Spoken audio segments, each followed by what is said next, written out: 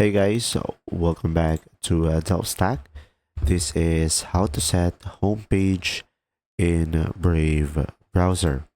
So guys, in order for you to do this, first things first is of course open up your Brave browser. And now once you are here, you will just simply go for the gear icon over here on the top right corner of the screen.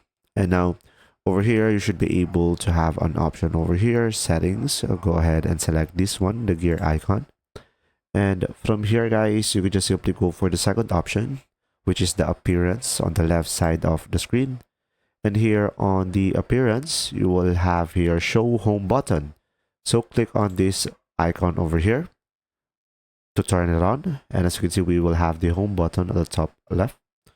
And now it's either you could go for new tab page or you could enter your custom web address. So for example, I'm going to go for google.com. So guys, every time I have clicked the home button, as you can see, it will redirect me to google.com. So pretty much you can just simply input here what's the most important thing or website that you always use, and pretty much just make sure to turn this on. If you found this video helpful, please like and subscribe.